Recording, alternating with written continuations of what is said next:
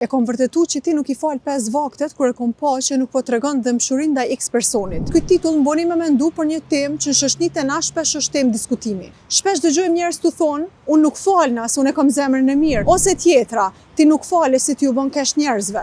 Krejt këto diskutime shpesh shkaktojnë hutitë e njerëzit sa i përket bindjeve fetare. Por a ka njerëz që falen e bojnë keq? Po, na e dim që ka. A ka njerëz që nuk falen edhe bojnë mirë? Po, e dim që ka. Por duhemi me ditë diçka. Ta dish që një njeri i cili falet edhe bën keq, namazi ato e nal me bu keq. Qysh e nal me bu keq? Nëse ai nuk e kish pas edhe namazin, ta dish që kish bu edhe ma keq se që bën tash. Sepse përmes namazit ai kthehet te vetja dhe te gjinohat e veta dhe arrin me u kanalizu dhe me analizu veprimet e veta. Ose ky tjetri që nuk falet edhe bën mirë. Po ta kish pas edhe namazin, ish bën njeri edhe më i mirë se kaq. Pse? Se namazi e kish nxit njohuritë fetare, besimi, kishin nxitshëm me bu vepra edhe më të mira se që bën. Prandaj na si njerëz nuk duhemi me gjyku fen në bazë të gabimeve të njerëzve të cilët e praktikojnë fen. Sepse njeriu mundet edhe me dështu, por mesazhi mirëfill të Islamit asnjëherë. Pra, mu bu besimtar nuk do të thotë që automatikisht ke mu bu njeri i mirë. Por kur besimi jetohet sinqerisht, ai çtyn që çdo ditë mu bu njeri edhe më i mirë se që je.